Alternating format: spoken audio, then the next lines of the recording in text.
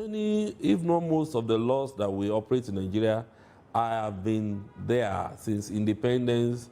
We have been patching it. It's just like you are driving and then you have a flat tire today, you patch it. You have another flat tire tomorrow, you patch it. After a while, even the vulcanizer will tell you that, okay, why don't you buy another one? So we have patched those laws several times such that some of them have become very difficult to patch without having to patch it again. And then something. So it's more or less a bold step of Mr. President to say, look, a time has come for us to overhaul the old system. Some of the taxes are even nuisance taxes. Can we eliminate many of them? And can we focus on the main one, possibly, and it's with hope that we would even be able to generate more revenue than having so many. Let me give you an example of that happens in some of our churches. Because the churches need more money, and then they are calling offering 3, 10, 5, 15 times. At the end of the day, it's going to bore everybody. Why don't you consolidate it and say, okay, we're going to collect offering only 2 times, 2, 3 times, put everything in 3 envelopes, and that's it. Not that you call this with dance 30 minutes, you call another one. So it's still, that's the kind of analogy I can use to paint what is happening about the tax reform laws. That let's put as much together on the table. Is saying let us relieve the poor. At least about over 90% of taxpayers will get some relief.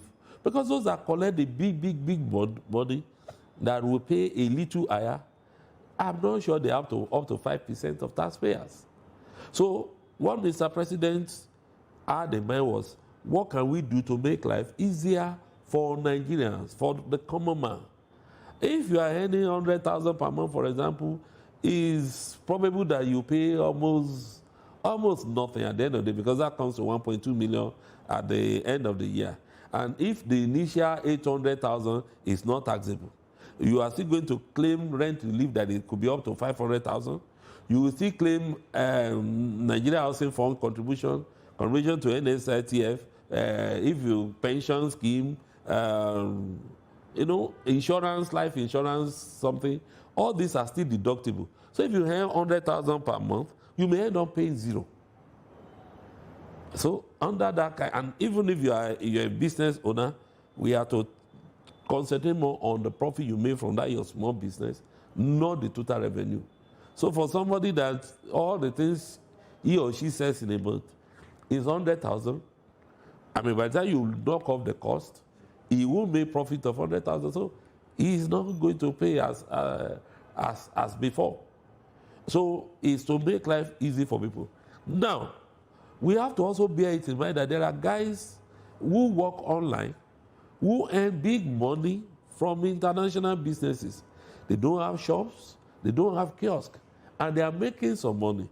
The only way the government will not be short of revenue is to now look at how can we widen the base, is to compel those of us that are in tax administration to think deeper, to think wider, to look at areas that we have not covered, to look at those people that have been escaping taxes over the period and then bring them into the net, or those that have been underpaying, bring them into the net so that at the end of the day, the poor are made to breathe, and then those that have more will now be able to contribute more. That's what this is basically.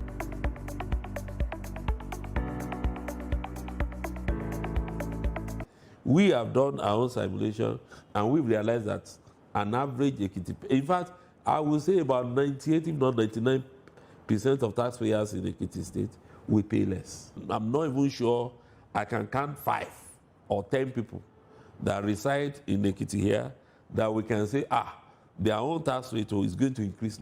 It's practically, we can't, except if some of them are trading, doing some other things that are outside our coverage now, maybe people that are under declaring their income. The new law would make it easier for us to identify such people. That's just it. So if your hands are clean, there's nothing to worry about. You would most likely pay less taxes come January.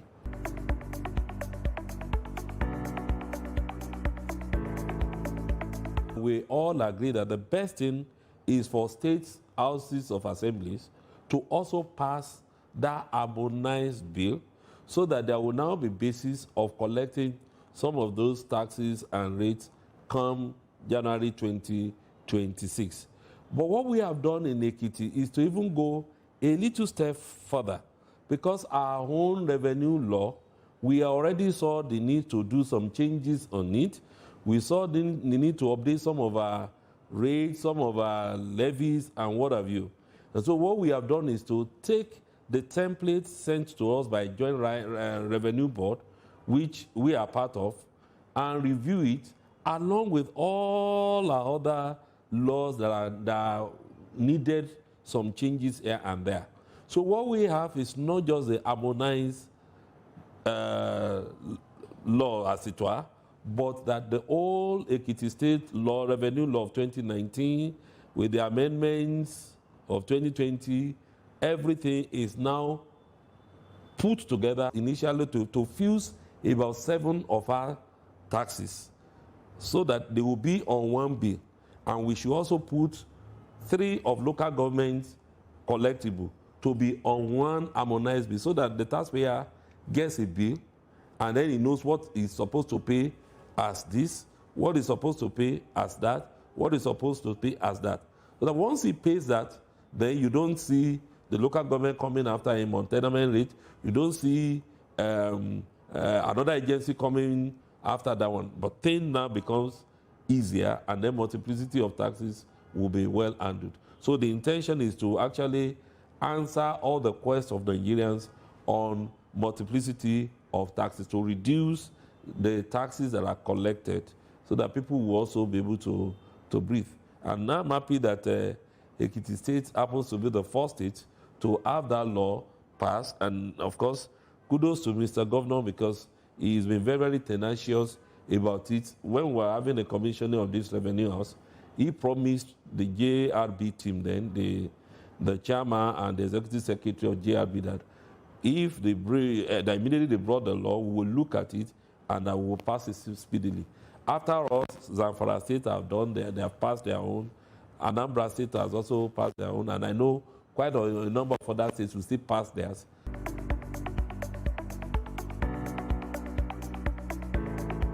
Number one is even to appreciate Mr. Governor himself, because what we have done is to push more for voluntary compliance. That is, people see what the revenue is being used for, and they are motivated to pay. If you go to the next building there is a desk meant for old people, because on their own, they will come. I have seen my land use charge, I want to come and pay. On their own, they come, they pay, and they go. So we have to make it easy for them to pay.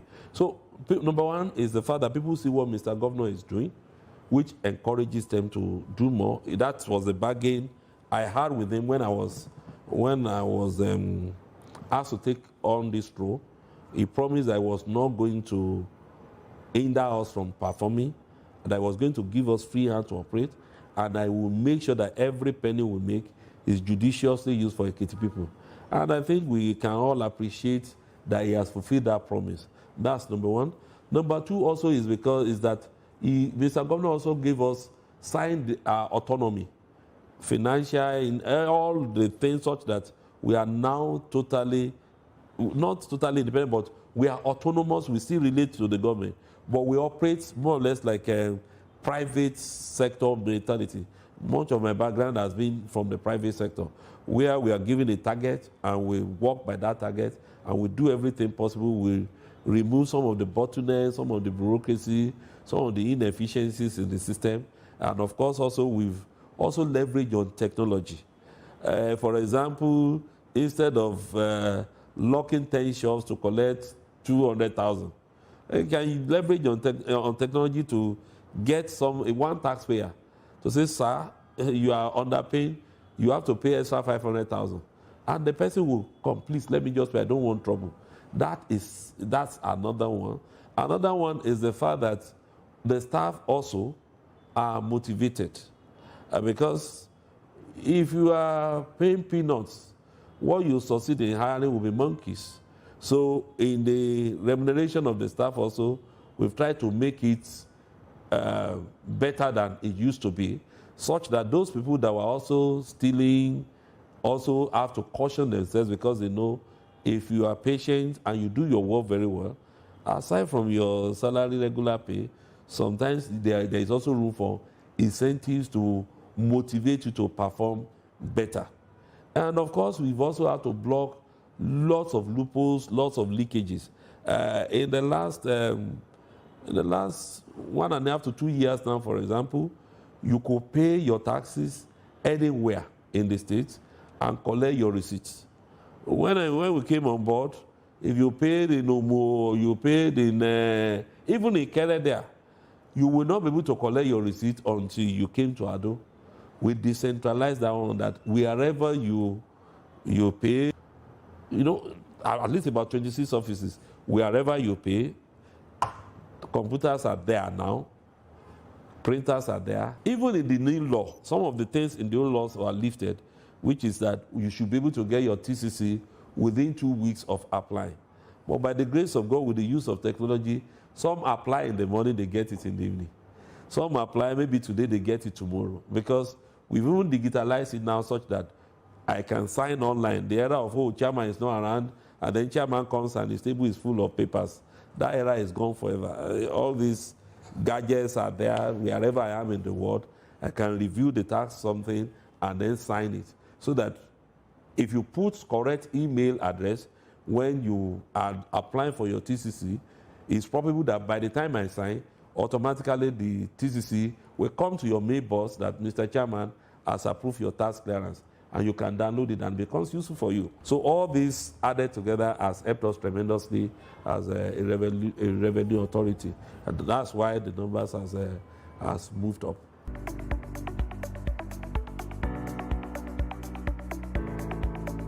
We have also embarked on what I would call corporate social responsibility. Yes, this is not our main core, but we also see a need to do that. For example, in our tax station in Ido, we had to do a borehole there, and then after doing the borehole, we made some pipes, water available for people in that environment that they can fetch. We're already planning one also for Okioriomi.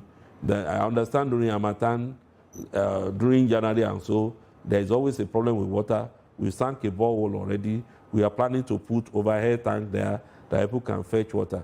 Also in April, when there was a storm that destroyed quite a number of properties in Ekiti, in Ado metropolis in particular, we called those that were affected, in particular those that have paid their taxes up to the previous year.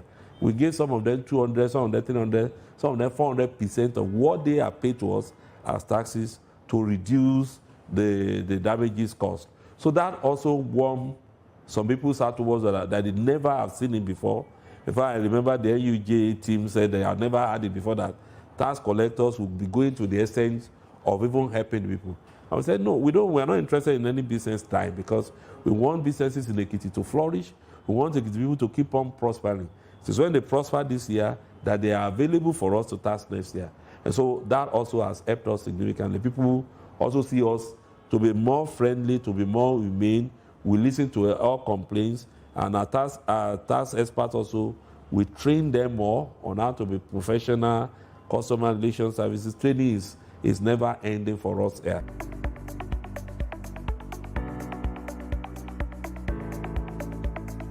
To our investors, we signed to Ease of Doing Business, SABA program, and internal revenue plays very major role in that. We want investors to come, and that's part of the reason for harmonizing these laws of ours. That's part of the reason why also, of all the states, I think we were the first to issue a disclaimer that anybody found on the road blocking road collecting illegal taxes should be arrested. We were the first to do that one. All these are attempts to bring in investors. And Mr. Governors also have always magnanimously granted some waiver, in particular those people that are coming for the first time that have not even made any money. Yes, the law says they should pay this, but if you force them to pay, they will run away. So where we need to give concessions as approved, we will give them concessions, so that there's one, about 2 of them that were giving waiver. When they were giving waiver of maybe like 2.5 million or 3 million. But what we have collected from them in the last, how many months, will be running to more than 40, 50 million. So that's the way it works. People feel at home coming to do business in Ekiti State. One of the major hindrances before was lack of airport. We now have the airport. Part of what we do also is that when we realize that any new investor has come, we pay them a visit. I personally have visited at least 2 or 3 of them. You are welcome to Ekiti State. This is what the law says you should be paying to Ekiti State. We are not asking you to pay now. We give you another 6 months. We will come back and look at how you are settling. If you have settled very well, fine.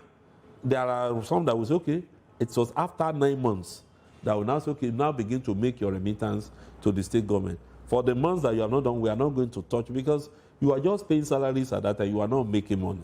It will be fair for us to be asking you to bring your capital again, to be taxing your capital. And I think so far, those ones, I have found them to even be more faithful than some of the companies that I met on ground, because they felt valued. And if you say, come for a meeting, they are the first to come. This is what we are thinking, they are forced to support us. And they have also seen us in us good partners to work with.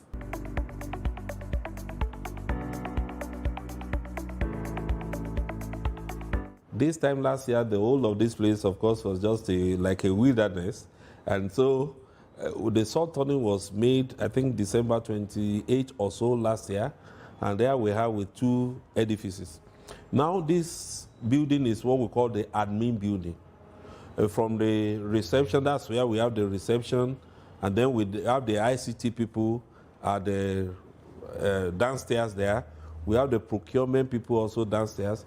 We also have an office for our store and storekeepers. We also have an office for our task, ICT consultants.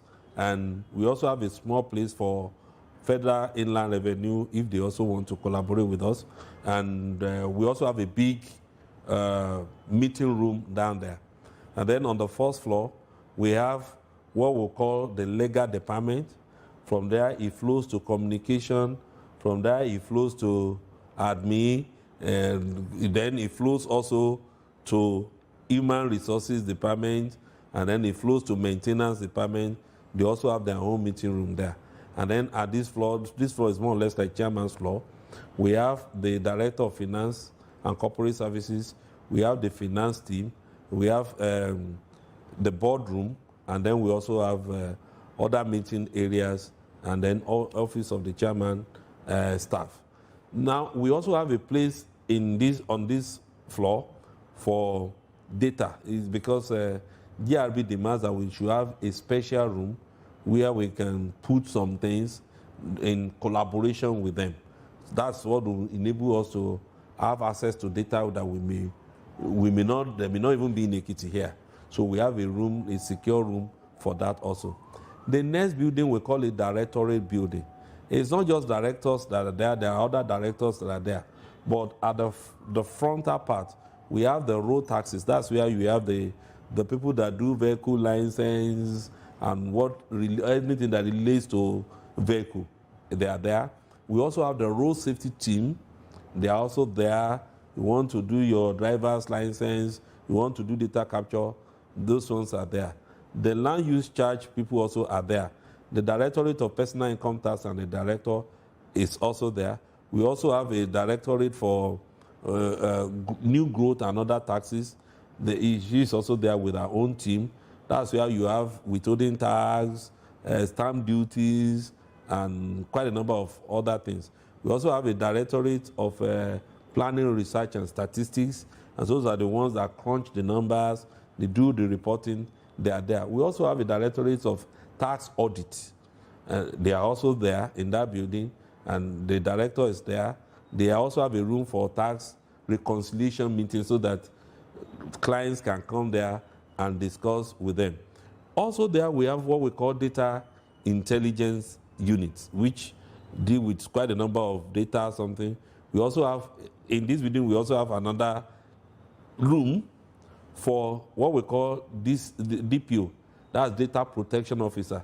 Because come 2026, we'll be accessing several data from all over the country. So we needed to have a certified data protection officer.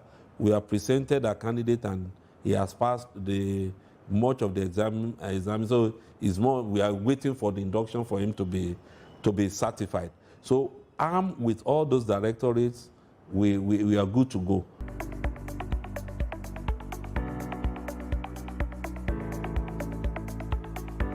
When somebody will say, what do I do so that I don't pay anything? I said, you can pray to God that God should not bless you at all, and your income should not be above 1 million. That once your income is not above 1 million, you'll be tax-free. But if you are praying that God, let me be one of the best taxpayers. I was listening to the news, I think sometimes last week, and I heard of somebody that was paying over 400 billion as his tax in a year. If somebody is paying over 400 billion as a tax in a year, you can imagine what he has kept or what he has. So if you want to be impoverished, just keep on saying, I don't want to pay tax. Well, as long as you are saying, I don't want to pay tax, you are cursing yourself. You are saying, I don't want to come to that bracket where I will pay. My own prayer for myself and for my family members is that the Lord will bless us so much that will be some of the best or some of the highest taxpayers in Ekiti State and in Nigeria. That's why he never leaves my mother, Olorire, no Sanwo-ori.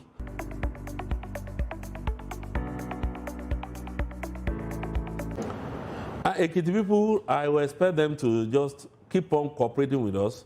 They have done very well. Ekiti people have done very, very well. From Mr. Governor to the House of Assembly, the ESCO members, they have given us all support. We expect that support to continue. And to our customers, the taxpayers in Ekiti State, you know very well that we love you. And my phone number is accessible to many of you. We want to listen to you. If you have any grievance, please talk to us before you talk to outsiders. We are the ones that will address that issues, not the third parties. If you also go to our website, we have whistleblower menu there that you can use to reach out to us. We have phone numbers that you can use to even reach out to us also. The year 2026 is going to be a good year, a year of great blessings, and of course, it is when we have peace that our businesses, our work will flourish very, very well.